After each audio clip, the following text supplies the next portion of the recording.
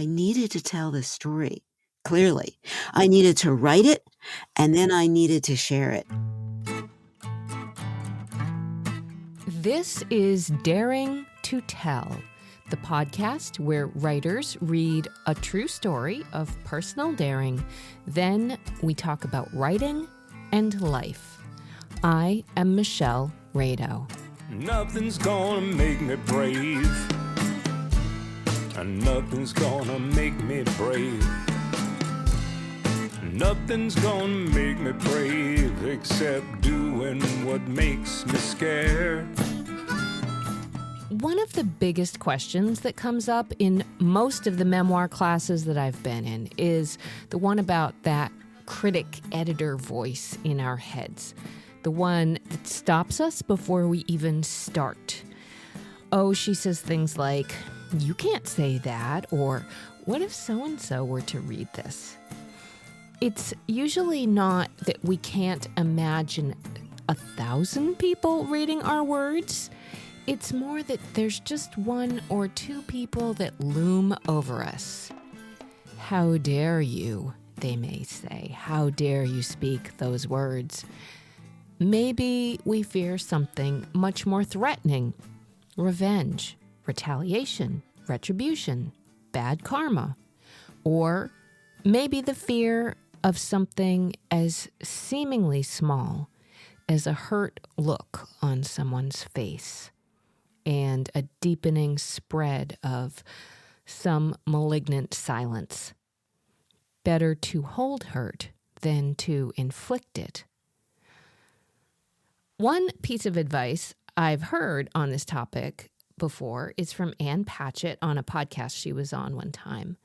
She said, "No one cares. Write what you have to write. No one cares." She also said that she does not speak ill of the dead, so that's another side of her perspective. But the observation of "no one cares" resurfaced through the voice of a writer friend of mine recently who had an article published. She felt the same way. Look at our world, or at least this contemporary Western culture slice of it. A mad rush of content comes at us every day, more than anyone could ever absorb. We may try to get our work out there, and then you get an acceptance, and there's your one day, your 1 hour maybe, with your inspired, hard-crafted words that you have put out there. It lands, and then what? No one cares. Well, that's not always true, I know. But on one hand, this is true. And with this perspective, I think the point is, then why not write or speak the deepest truth within your heart, the words, the experience, the perspective that only you are uniquely poised to say? Because if you do, maybe, just maybe, your words will reach someone who really needs to hear them. The essay that you will hear today is written by Margaret Mandell, a voice who reached out to me after reading a post I had had in Brevity Blog, which is a daily craft essay about writing memoir that if you don't know about it, you should absolutely check it out. Margaret Mandell has a memoir coming out in 2024 called "And Always One More Time." The essay she's going to read was written in the course of writing that book, but didn't make it into the memoir. As you will hear, it works very well as a standalone piece, and I will say, when I first started reading this, it scared me so much I did not want to continue.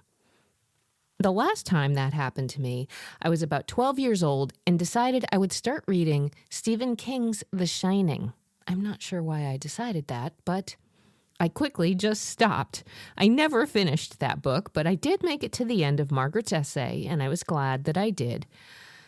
It stuck with me the following day and the day after that, and so I knew I had to speak with her. So I am very pleased to introduce you to Margaret Mandell. Thank you, Michelle. I'm thrilled to be here. It is my pleasure. And it is my pleasure to have read the piece that you're going to be reading for us. We have an essay today. But before we get to that, I do like to talk with people about their writing journey. And we have only just met, so I don't know that much about you. I do know you have a memoir coming out in early 2024. Is that correct? Yeah. That is correct. All right. Tell me a little bit about your writing journey, where that began for you. Practically at birth, or when I was able to actually handle pen and paper. Yeah. I became a storyteller, a letter writer. I kept diaries.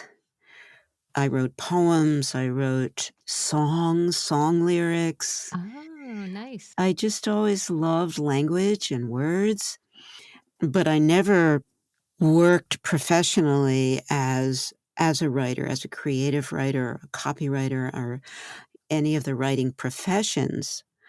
I wrote a great deal in my jobs, but it was to some other end, not Mhm. for the writing itself. What sort of writing was that?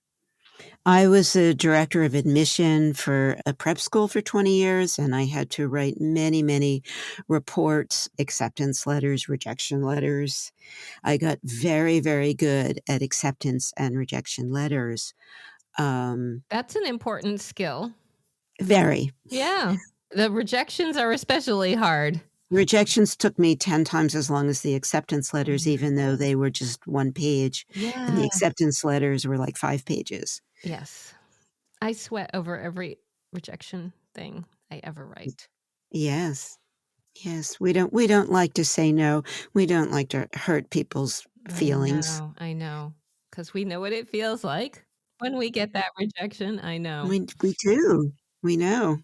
So I always love, and I do find that with so many people, writing in childhood in some capacity as play is so pivotal and just kind of like part of who we are. And I love hearing that you wrote songs. Tell me a little bit more about that. I played piano and just loved music, and I think there's a musicality to language, rhythm and rhyme and beat and cadence, and I just really enjoyed that, writing lyrics to songs where you have to put syllables to notes, Yeah. and you're actually writing in some kind of a meter. Yeah. I just enjoyed the musicality of that. Right. You may or may not know this about me, but I learned how to play the piano when I was young. And it turns out there's a funny little story. I think it was either the day or very close. It must have been a Christmas gift that I got my first diary. It was called My Diary. It was yellow. Each page was one date. Well, my very first entry in my little diary says, I learned how to read music today. And I Oh. thought, how funny, because those two things are tied together for me too. Now, Mhm. I did not become very good in playing the piano. I was a singer. I loved music, and I knew I wanted to be involved with music somehow, but not in any performance capacity. But I love hearing that you wrote songs. That's a whole other thing. Do you remember any of them? Of course I do. Of course you do. Would you dare to tell any of the songs that you wrote? What they're about? Any of your lyrics? Um, I was one of those kids who fell hard in love with people, particularly in my teenage years. I got crushes on people, counselors, teachers. I Mhm. was besotted, crush besotted. So I wrote love songs. And in particular, I wrote a love song for the dean of students in my school. Now, I was in an all girls school and all the teachers were women, but the dean was a guy. So he was in your spotlight.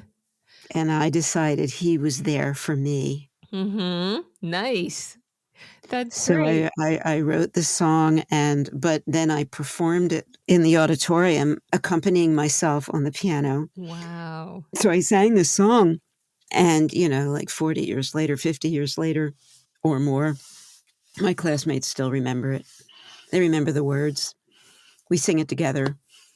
Do you want to share them? No. It's okay. You don't have to.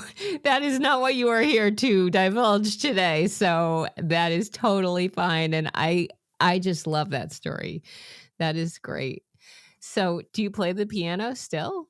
I haven't played in a long time. I can play a little bit still, Yeah. but Yeah. My husband is the musician in our house. And so we do have a piano. And actually, not that long ago, I also work in a used bookstore. So we got a copy of this Rodgers and Hammerstein songbook that was one from my piano lessons, that if I can play anything, I mean, very badly, I will add, but like those are the songs I remember. So I have been sitting down and plunking out oh, Oklahoma and uh yeah, it's very fun. And it is those things that we do and create in childhood stick with us. So, moving forward, what has been your sort of creative writing endeavors later on, whenever you want to pick that up again, be that with your memoir or anything else you've done? well, it was the letter writing and the journaling Yeah. that it turns out was so important to me because 7 years ago, my husband died, and I was encouraged to start writing to help me process my grief and mourning. I was told, "You really do need to write," and I was resistant at first because I was just so sad I didn't know if I had the energy to Mhm. write. Yeah. Also, I was busy writing many, many thank you notes and acknowledgments to all the people who wanted me to know how sad they were, Mhm. Yeah. Yeah. which was wonderful, but I acknowledged every card, every phone call, everything, and I was busy writing those. Yeah. But then I was told that I should try writing for myself, so I signed up for a writing class with an amazing woman by the name of Jennifer Shelter, who was my yoga teacher, was a yoga teacher, but also a writing teacher. So I Oh. went to her class, and she gave us some writing prompts, and I didn't realize at the time, but she was introducing us to the fundamentals, the building blocks of memoir, and she would give us homework assignments. And one day, the assignment was, starting tomorrow, I want you to write for 10 minutes every day. Just write. And Mm. that very day, same day, I got a phone call from a dear cousin of mine who lives halfway around the world and said, I just read a book that I want to share with you. It's by a friend of mine whose husband just died, and she wrote a love letter to him every day. Oh. And the next morning, I sat down to do my homework for the writing class, Yeah. and I wrote my first love letter to my husband. Isn't it interesting how those things can converge and create something out of It that? was a convergence. Yeah. Yes. It Yeah. was meant to be. Yeah. And I never stopped. I mean, I literally wrote Oh, every single day for 4 years. I wow. filled 14 books with these letters, Wow. And did the assuming no one would ever see them. yeah. But then I wanted to read them to people. I wanted to Right. share them. So I started sharing a few of them with family members, friends, my kids. Mhm. And I went to a writing class, actually a writing retreat, a year after. This is a year after Herb died. And the teacher was Jennifer. And we were invited to read our work aloud. And I picked a letter and I read it aloud in class. And she took me aside afterwards and she said, Oh, there's such a love story there. This has to be a book. I just love the idea of letters so much. I feel like it's almost a little bit of a lost art. I mean, when I was a kid, that's I wrote letters to my friends. I mean, sadly, I don't have a lot of them, and I really regret that. But I have friends who have showed me the letters we wrote and It's your go, living history. It's a record of what you yeah, were thinking, who you were exactly. at the time. Yeah, it's It's a such record of a your gift. development. Yeah. It does capture a moment in time. It's why I'm a journaler too, because I feel like I have a terrible memory. And if I don't write down XYZ happened today, I'm sort of in my own little grade school world of today, I did this, at least to kind of remember what's going on. And then, of course, there's the processing of feelings, which is a whole other thing, especially in relation to grief. But the love letter to a spouse you have lost, that is really something.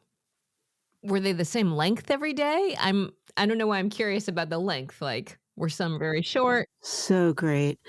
Um, I have this thing about if I start a page, I'm gonna write to the end of the page. Yes, I like that. No white space. Yeah. And I get to the end of the first page. If I have more to say and if I have time, I turn the page, but then I'm committed to filling a whole 'nother page, Right, right, right. and I keep going. So some of them, if I'm in a rush, I would write every morning early, really early, like Mhm. 4:30. I would get up at 4:30, and my day would not start without this letter. Yeah. Of course, there was coffee or tea involved, but Yes. I know, always, those are the necessary ingredients: cup of always. coffee, journal, pen. This is Best time of the day. my favorite type of pen too. I don't know if you have a favorite pen. Pilot pen, it Eh. has to be a pilot pen. Black pilot pen. So, yeah, it was a ritual, it was a routine, and yes, they were of different lengths. Were they all over the map? Absolutely, because my life was in kind of chaos, and Yeah. I never knew what I was going to say. That's the beauty of either journaling or writing letters you don't think anyone is ever going to see. You can say whatever you want. Yeah. It doesn't matter. Yeah. Yeah. And you have a language with the person you are communicating with. Right, you can talk in insider language code. So, I think what happened is that these letters have become your memoir, is that correct? They are. Yeah. However, the memoir itself is no longer mostly letters. Right. It's been transmuted into a story based on the letters. There are letters in there, but most of the chapters are creative nonfiction, they're narrative. And I can only imagine that was a ton of work to transform them in a way that goes from letter to narrative. What was that like, transforming them? Ton of work might be an understatement. Yeah, yeah. It is arguably the hardest thing I've ever had to do, to revise and rewrite and revise and rewrite and work with coaches because I had to. Jennifer became my first coach. After that initial suggestion by her that I write a book, I went away for several years and just kept writing the letters. And during COVID, I called her up and I asked her if I were to transpose all these letters, and these were handwritten in journals, onto my computer into a manuscript, would she be my first reader? Mm, And I really didn't even know what I was asking of her other than to read them and tell me what she thought. But she took that on and became my memoir writing coach and got me to read some of the best memoirs out there, written textbooks about the mm, writing of memoir. mhm, She gave me reading assignments. Read this, read this, read this. You have to read this. If you haven't read this, you don't know what memoir is. mm. Yes. And one of the books she assigned to me very early on was a book called Handling the Truth by Beth Kephart, Oh. memoirist and writing Mhm. teacher, which was a transformative experience for me because I really had no idea what memoir was until I read that book. Hmm. And I worked for 19 months with Jennifer. We had many Zoom sessions and editing sessions. It was in the middle of COVID, so we were all working from in Right. quarantine. We were in confinement. And I had to let go of 265,000 words of my 300,000 word manuscript. I had to give up so much. Yeah. Yeah. And it became the metaphor for my life because I was still trying to let go of my husband. Yeah. And now I'm letting go of so much that I wrote to him, for him, and about him Right. Right. in order to get to that white hot center of the story. Wow. I can't wait to read that story. It sounds really powerful and like a ton of work and a ton of heart processing along the way. To get us up to what you're going to read today, out of what did you say, 217,000 words that you let go of? Almost 2,000 of them are here. So this is an excerpt that got booted, a darling that was excised from the memoir in progress. So what was the inspiration for this piece for you when you got it to the form that we're going to hear today?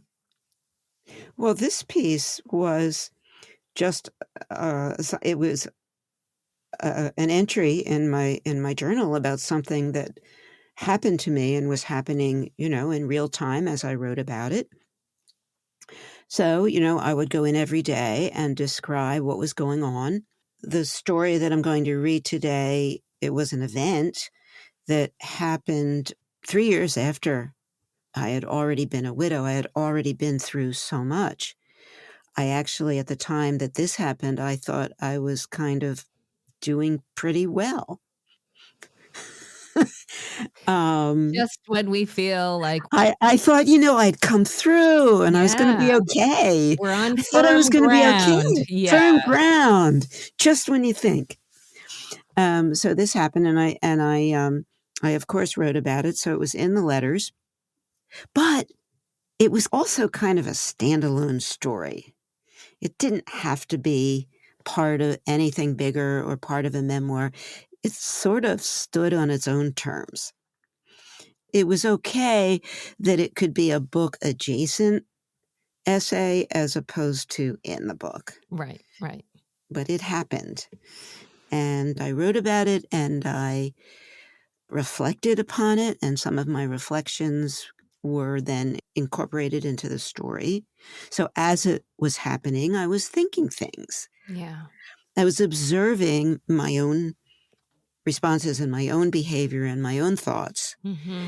and they are folded into the story. So it's a narrative with, little thought bubbles going on from time to time, Right. which is, I guess, an element, of self-reflection and self-disclosure that you would expect to find in a diary or a journal. Something Yes. really intimate and personal and almost a confessional. I will vouch, very much so. Yeah. So Margaret Mandell will read her essay. Whenever you are ready, Margaret, have at it. I believed you. Maybe it was because I was lonely. Maybe it was because I've always been afraid of computers, afraid to make a mistake, ashamed that I'm not more tech savvy. Maybe I just needed to prove I could manage after my husband died. It all started with an email from iTunes. Your credit card has been charged with $31.98 for your purchase of Avenger 1 and Avenger 2. If you did not make this purchase, click below to cancel. I clicked. Account verification needed. Enter Apple ID and password. Click. Enter your name and address. Click. Enter your date of birth and social security number. Click. Enter your credit card number. Click. Enter your bank account routing and account number. Click. Take a photo of the front and back of your driver's license. Click. Take a photo of yourself holding your passport. Click. Account verification. complete. I called Dan, my tech-savvy son. "Is this a scam?" "Of course, Mom," he groaned, firing off instructions in a staccato voice. "Cancel your credit card. Close your bank account. Get a new passport. Change your Apple ID password. Report this to the Federal Trade Commission." In a panic, I scrambled to do all these things, feeling like I was the child and Dan was the parent, and if I did these things, I would be a grown-up again. I wanted more than anything to be the grown-up I thought I was. Suddenly, my phone rang. "This is Apple Security calling. Suspicious activity has been detected on your device. For assistance, please stay on the line." "My name is Lee Hook. How can I assist you?" Thank God for these tech-savvy guys, I thought. I didn't want to bother Dan again. I told Lee Hook what happened. "I am so sorry to hear that," he said, voice as smooth as silk. I couldn't place his accent. I felt soothed. "If you give me control of your device," he continued, "I can assess and repair damage." I gave him control and watched him open my files, my email, my family photos, my documents. He sighed. "This very, very serious. Your device, badly infected with worst kind of virus. Hacker, much smarter than Apple, invades your computer and has access to everything. Online banking, credit cards, email, social media accounts, iPhone, even IP address." "Oh, God," I said, pretending I knew what an IP address was. "She is very pretty. Is she your daughter?" I knew he was looking at my screensaver, a picture of my daughter at her wedding. I hesitated, wondering what that had to do with repairing my computer. Maybe he's just being friendly, I thought. "Yes," I said. "For security reasons, I must ask, who lives with you? Who has access to your devices?" "No one." "Good. I can help you. We must act quickly. Your computer is shooting viruses into the hard drives of other Apple customers, infecting all of them." "Oh, God." "Let's get started. First, I verify credentials, explain process." I watched him upload onto my screen a list of senior security advisors at Apple, with the name Lee Hook third from the bottom.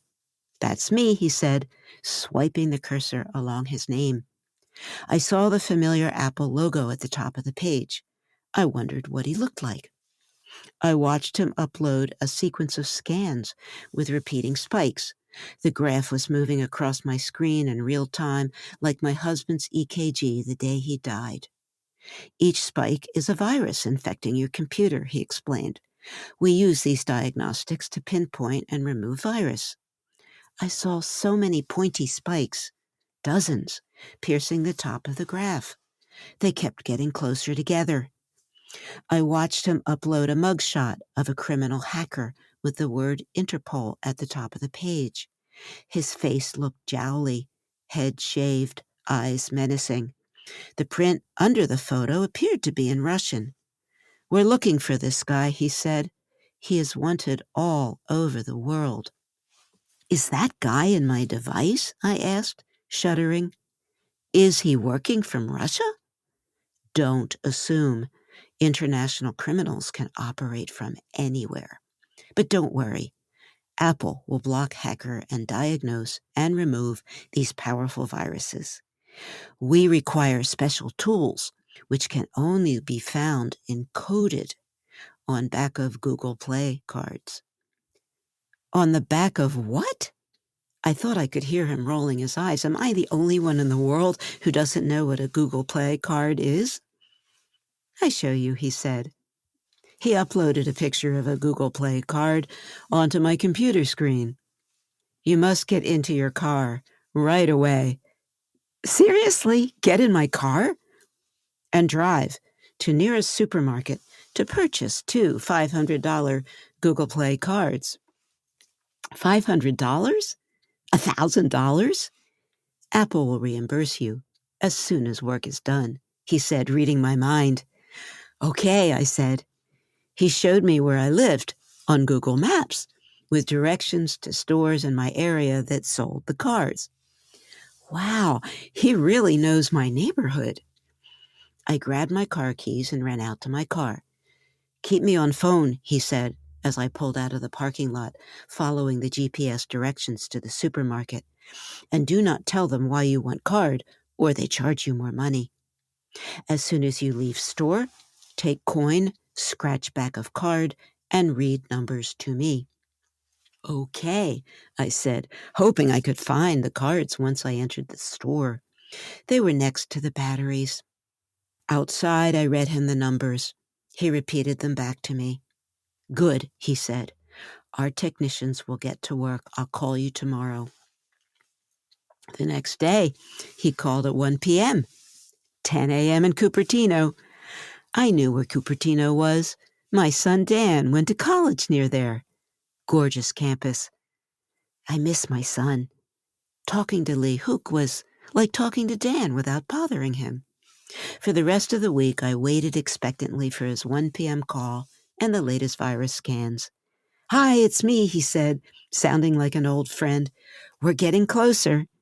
He sent me out to more remote stores each day to purchase more Google Play cards for increasing denominations of money. More money? Again? But it started to feel like a game, an adventure. The more challenging it became, the more determined I was to keep going. I felt like he and I were a team, and we were going to solve this together. I'm a team player. I used to love teaming up with smart people back at work before I retired, and always with my husband. One day, I told him, I'm driving through an ice storm. This isn't Cupertino. Drive carefully, he said, laughing. But what if an Apple customer can't get out to these stores or doesn't have time for this? I asked, skidding on the ice into yet another parking lot. Everyone has a car or someone to drive them. For a split second, I hesitated, and then, as if in a trance, I dutifully read him the next code. That night, I woke up in a cold sweat. What if Lee Hook is the hacker? I wondered, heart racing.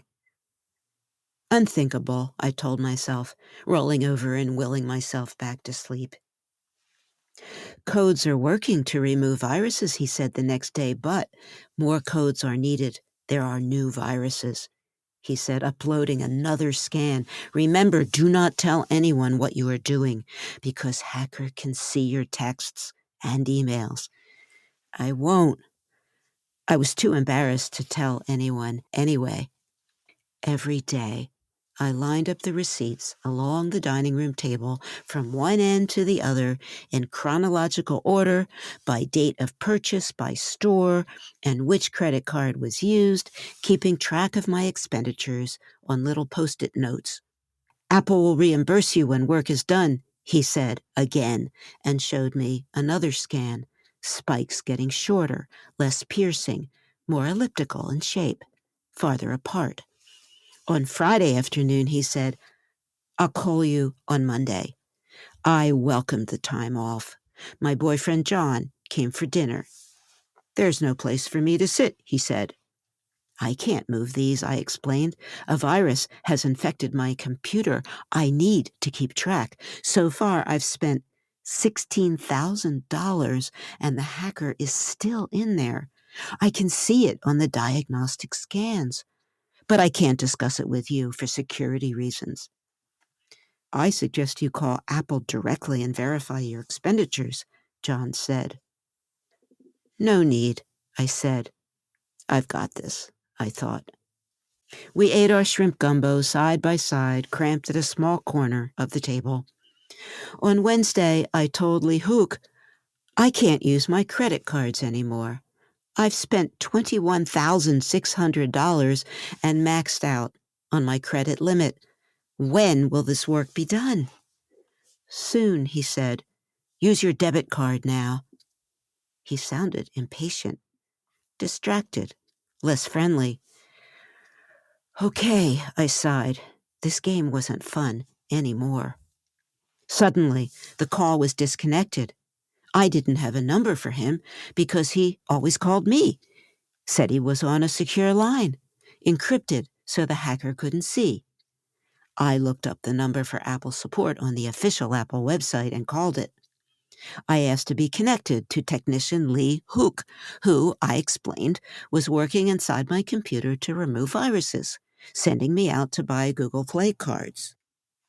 I am sorry. There is no technician here by that name, a female voice said. Apple would never ask to take control of your device and would never ask you to spend your own money to correct a problem. I thanked her and hung up. Bile rose in my throat. I looked at the pile of supermarket receipts lined up on my dining room table, totaling $21,600. I called the bank and closed my account a second time, canceled the debit and credit cards again. I called the police, who sent over a detective from the Internet Fraud Division. He photographed each Google Play card and contacted Google to ask if they could track the security codes.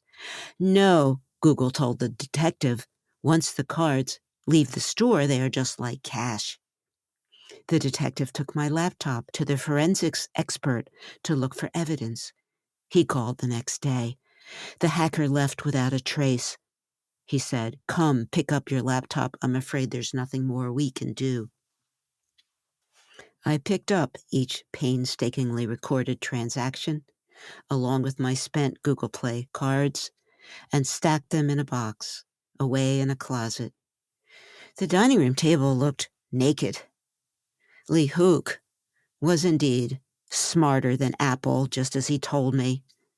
That day, I felt truly ashamed for falling prey to his machinations. Today, I am wondering about Lee Hook. Maybe he was desperate for money. Maybe dominating and duping a vulnerable, lonely widow excited him.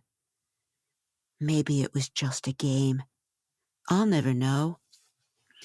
Lee Hook, whoever you are, and wherever you are, I should hate your guts. But you were so likable. I thank you from the bottom of my heart for teaching me what can happen when I give away my power and trust the wrong person. I believed you. Margaret, this is just an absolutely terrifying and absolutely brave story. I my heart really goes out to you for this happening to you, because good God, it's like the thing that we fear so much. And you brought us with you on that quote unquote adventure. And I think that one of the many remarkable things is the way that you end it. You know, I should hate you, but this was a very hard lesson learned. I guess one of the things I wonder is, how long did it take you to get to that point where you were grateful for a lesson learned? Because that's a tough one. A very long time. Yeah.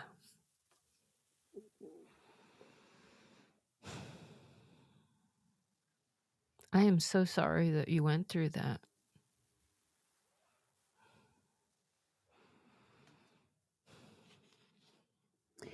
It was a violation of trust. I was violated. Yeah. Yeah. Trust is everything. It is. It is. Without trust, what do we have? Yeah. I know. I'm trying to think what else to say about this, because it's also an incredible act of generosity for you to share this story, because, of course, you share some incredible vulnerability. And again, at a time when you were just barely trying to feel like you had solid ground under you again. So, It is a supreme irony, isn't it? yeah. That, Yeah. like, just when we try and trust again and try and feel confident in ourselves, and then something like this happens. And I don't know. I could ask you about other fallout with your son and with John. Maybe do you want to let us know what happened with John after the fact, just so we get caught up with your life a little bit, perhaps? Well, poor John, we had just really begun going out together. And to this day, he regrets that he didn't stop me. Mm, That when I said, I've got this, no need. right. He respected my autonomy when he could have intervened. He could have saved me. In fact, he finally said, if Herb were still alive, this never would have happened. It was his way of saying, I should have taken care of you. I wish I could have taken care of you. I wanted to take care of you. Yeah. And John is your husband now. Yeah. So it was almost harder for him than it was for me, because he felt a certain responsibility for not doing more, saying more. And for a long time, he didn't want me to tell anyone about this, and certainly not share my story. Of all the letters and journaling that I did that was supposed to be private, this was the one thing that he would have preferred. Mm-hmm. He truly worried that if it got out there that I was so gullible that I would then be prey again, that someone else would come and try to get me. Yeah. That I was fair game out there Right, in the right. world of scammers. Right. Yeah, I think that's absolutely a fear. I mean, I think that's exactly what's scary about it. How long ago did this happen? It happened in February of 2019. So there's the scary part that it could happen again, but the worst part was the shame that I felt, Yeah. ashamed of myself. So it took months, years for me to try and understand how this happened to me. Where were the clues? And why did I miss them? Yeah. And were they in plain sight? Yeah. And I just didn't see them. And why? Why did I want to believe this guy so badly? Right. And so, some of that came out in the writing, of course, in this final version. But I will tell you that a huge inflection point with me was on a return visit to this writing retreat with Jennifer. We were given a writing prompt in writing class, and the prompt was, write about something that made you really uncomfortable. This was 1 month after this had happened. And I wrote this. That's really where I wrote this. I had written about it in my daily love letters, but I wrote it as a complete chronicling of the event, a story. So I wrote it. And then at the end of the class, we are always given the opportunity to read aloud what we've written. It's not mandatory, but she'll also always ask who would like to read what they've written out loud. And I guess for me, the inflection point was when my left hand went up. Yeah. That was going to be my big question. Like, you that I volunteered. raised my hand, and then the whole time I'm thinking, what are you thinking? What are you doing? What were you thinking? So here's the thing. I needed to tell this story clearly. Yeah. I needed to write it, Yeah. and then I needed to share it. I did ultimately what I needed to do. Yeah. Now, when I read it aloud, I was in a room full of, we were in Mexico at this retreat, and I was in a room full of people who were strangers. I had just met them for the first time. They didn't know me. I didn't know them. And I'm reading this incredible disclosure to these strangers about myself. And I'm still thinking, what are you doing? Why are you telling these people this about you? What are they going to think of you? And, but I kept going. And something extraordinary happened when I finished. Well, first of all, there was utter silence in the room. You could hear a pin drop. And I just sat there. And finally, one woman tentatively said, "You have to share this story so it doesn't happen to other people. That's why you have to share this story. It's a cautionary tale." Yeah. So that was the first comment. Yeah.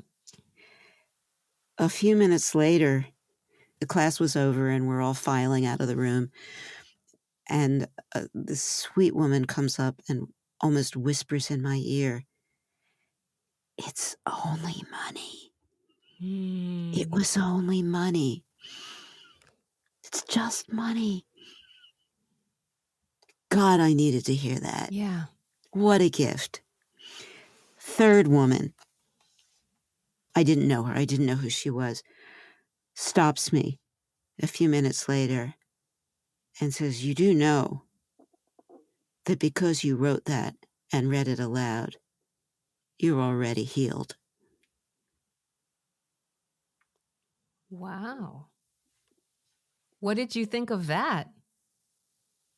I really thought about that for a long, long time Yeah. and the truth of her words. Wow. And the absolute necessity to write and share your deepest, darkest secrets, or as Jennifer once said in class, write with the dark ink of your shame. God. You're giving Yeah. me chills when you say that. Yeah.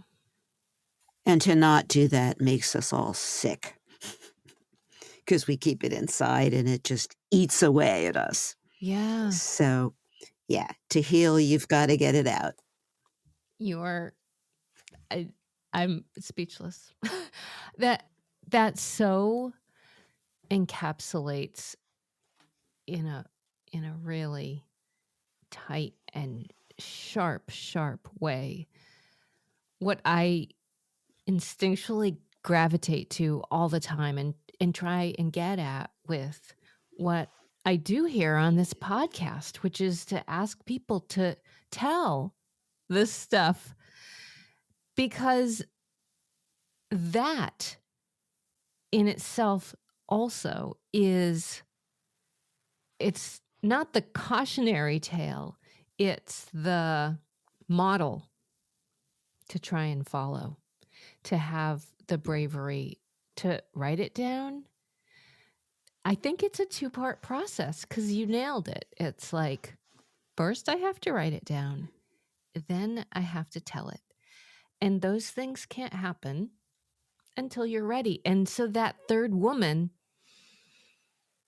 that is just, yeah, it's blowing me away. Did you feel healed at that point? I'm guessing no. I felt hopeful. Yeah, yeah. Pandora's box. I will say that I am by nature a trusting person. Yeah, And I am by nature a joyful person. yeah. And it was very, very hard being so sad all the time after my husband died when it was not my default character. I'm the songwriter. Yeah. I'm the clown. I'm funny. I'm joyful. I make people laugh. I make people happy, I think. I write love letters. And so to be violated in both my joyfulness and then my trustfulness Trust, exactly. was kind of a double whammy. But if I may tell you, my memoir is titled "And Always One More Time." And it comes from the Maya Angelou quote, "Have the courage to trust, love, one more time and always one more time. And it became the title of my book, and it actually is the whole arc of the story. It is about recovering trust in love, recovering trust in myself, finding joy again. Yeah. Well, that's all the more imbued through what you wrote here, because you end with gave away my power and trust to the wrong person. I don't know why these steps, writing it down and then telling it, does something. I mean, why would that do something? Those two things. But I think that there's something about the second of those steps, sharing it, that somehow is part of the process of taking that power back and finding trust again. I want to hear what you think about that. That's so beautifully said. I love that. Oh, thank you. I love that. Your question about the two parts, the writing and then the telling. The writing we do for discovery and clarification and understanding. The telling we do to connect with other hearts and minds, as an antidote to the terrible aloneness of life. That's, yeah. That's it. And having, those three women who responded to me at the retreat connected with me and my story. And I was no longer alone in my terrible trauma of the betrayal. I had allies. I had the understanding of others, empathy. Yeah. So with your Dare to Tell podcast, you know what that means. You are a healer. Oh my God. It's what you do, apparently every month. I feel like what I do is I shine the light on and those who are doing it, and this is such oh my God, a powerful example of that, because it also says to me, he might have taken my money, which I also love that. It's only money.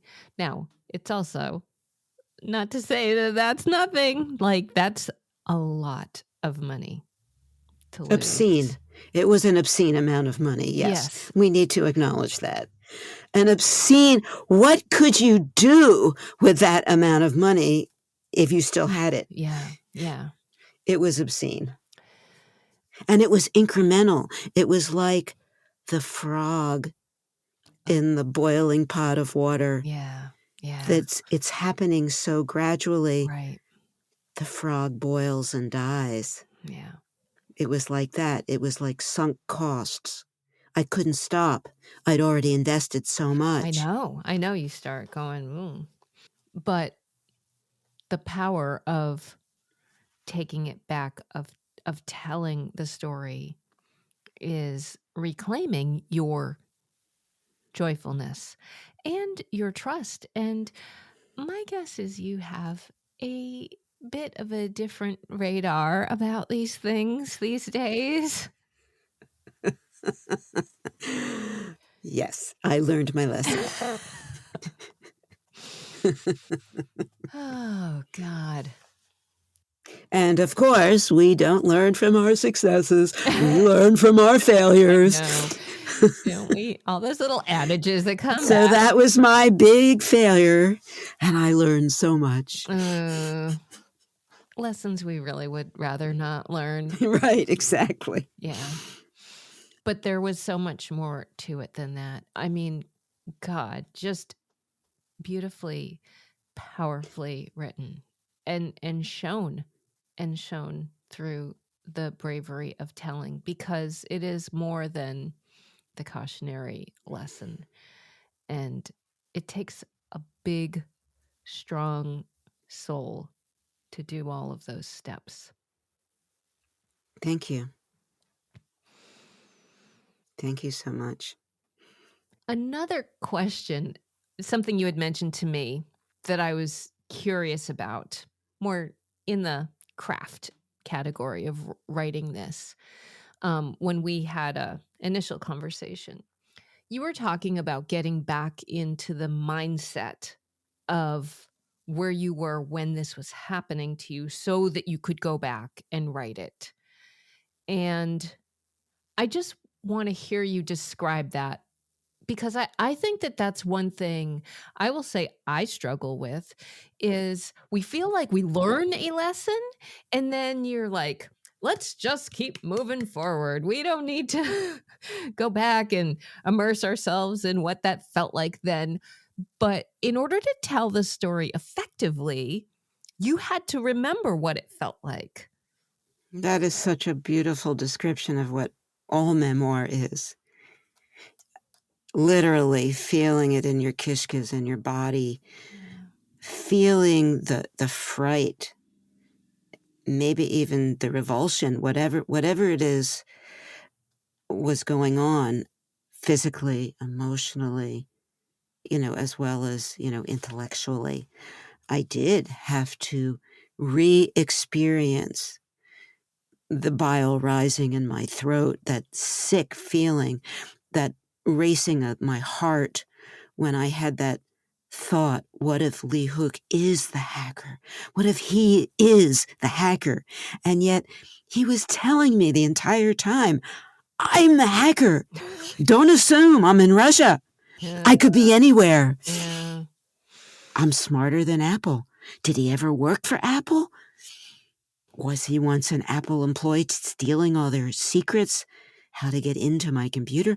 I mean, the feeling, the fright of it all. I had to feel it in order to write it.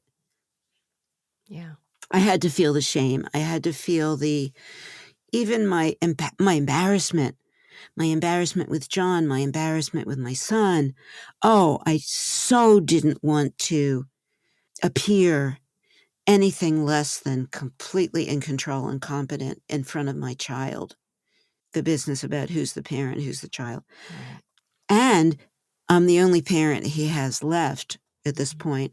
And so it's especially important, was very important and still is, that I be strong for my children because they don't have a father anymore. So now I have to be the mother and the father. So there's all that. Yeah. And so all of that comes up in the retelling or revising of the story. And in fact, with each reading or rereading, either aloud or just to myself. Yeah. And by doing that, you take us there with you. And by taking us there with you, you are no longer alone in it. Usually, I end my podcast by saying what was most daring about this. I feel like that's a lot of what we've been talking about, but I'll just ask you anyways. What was most daring about this story for you? What was most daring about the experience or the writing of the story? The writing. The writing. Exposing my gullibility. Yeah. My innocence. Yeah. Taking the risk that anyone who hears or reads this is going to think, what is wrong with her? How could she let that happen? Kind of John's question, except it was, how could I let that happen? Because I'm the guy. And I wanted so badly to be competent. Yeah. Particularly when it comes to technology and internet and these ever-evolving devices that we're constantly having to adapt to and learn about and stay on top of. And trust. I mean, we have to trust them too.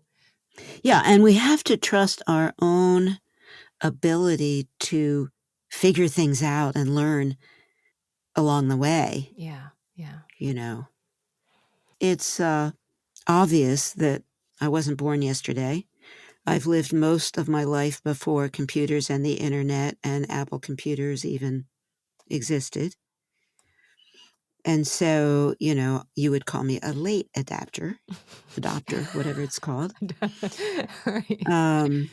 But Both maybe, right? adapter. And yet, I teach yoga to a lot of seniors who desperately want to be strong Yeah. in all ways. Yeah. Yeah. And I too would like to be mentally strong and technically competent and physically strong and all of these things that are harder and harder to do as we progress through life. And so all of this happened, I was already a senior citizen, a widow, over the hill. Mm. So I had to dare to tell, and do it with complete self-disclosure and tell the story at my own expense. Yes, I know. I know. That's why I had to have you on. I was like, this is too daring not to tell. I mean, I can't thank you enough for this. I mean, it's such a powerful conversation, and I love contemplating the process with you. Tell us again about your memoir and when it's coming out, and any other reading or ways people might follow or get in touch with you. Well, the reason this memoir even exists, I have to say, is certainly because of Jennifer, who planted the seed way back, and helped me get started. And secondly, Beth Kephart, who not only provided me with this blueprint because she wrote this fantastic book, but she became my writing coach, my next writing coach, and really helped me become a memoirist and know the difference between a letter and a narrative. She is the one who said to me, as the process unfolded, she said, this book has to get out there. It has to get out there. It's too important not to be read. And that gave me the courage to pursue publication. And I found a publisher, Atmosphere Press, who I found out is rather selective, but felt that my book was publishing worthy. So we're right in the middle of production, and it should be finished and available in print, in ebook, and who knows, maybe an audiobook. Maybe. Maybe an audiobook, maybe in my voice, who knows? Love If it. you like what you heard Love today. it. Yes, exactly. By early to mid 2024. That is so cool and so exciting. And congratulations, because that is no small feat in itself to enter into that world. That in itself is a whole other thing. Another leap of trust. Yeah, really. I know. It's hard to not have it. It's equally damaging to not have it. Oh, Worse. we know perhaps. people who don't Yeah, trust yeah. ever, who don't trust anybody. What a sad state of affairs. Yeah, we do have to extend ourselves. Well, is there anything else you want to say before we wrap up? Oh, thank you. This experience has been it's just taken me to a new level of understanding my own story. Yeah. The opportunity to think about it, talk about it with you, your evocative questions, thought-provoking questions. Thank you so much for that. Thank you. Thank you so much for your story. My dear friend and the author, Susan Piver, talks frequently about the magic of opening your heart that comes from a simple practice, sitting and focusing on your breath for a little bit at the same time each day. I think there's a similar transformational magic, if you will, in the writing and reading of your story. Do I understand it? Well, in one aspect, yeah, I guess so. I've thought about it and processed it, and I've moved on. But that doesn't always happen. And in a much deeper way, I have no idea how the very evasive transformation of things like healing and forgiveness do happen. And as I think Susan might also say, I'm not sure I want to. But I think it does begin with this idea of trust in the middle of the most unlikely of circumstances. And that is a risky endeavor. It's like something that can only be seen most clearly when your eyes are closed. I will put a link to Margaret Mandell's website in the show notes where you can read more about her and her forthcoming memoir, And Always One More Time, which will be out in 2024. That is it for this month's episode. I don't think I've got another bonus up my sleeve for this month, but who knows? Sometimes one pops up. I do, however, have a newsletter, and you know what? I have been thinking about changing the name of it. I feel like there's so many things called pause or press pause or time to pause. So I am going to change the name. It'll be the same format, me musing over some unasked question or late-breaking thought after the episode comes out. But I will now call it the Redo. Because not only does my monthly musing have to do with pausing and thinking after a thing, but also comes from the chance to start over, which is what we all do, or maybe have the opportunity to do in so many ways every day. I hope you will sign up for it at my website, MichelleRado, spelled like redo.com. A huge thank you to my husband, Phil Rado, for his music that starts and ends each episode. You can hear more of what he has written on Spotify or Apple Music or at Bandcamp. And as always, my deepest appreciation to you for making it to the end of another episode and for daring to listen. Catch you next month. And nothing's gonna break my fall. There's nothing in the protocol. It's like swimming up waterfall or taking away the ground. Taking away the ground. It's like taking away the ground.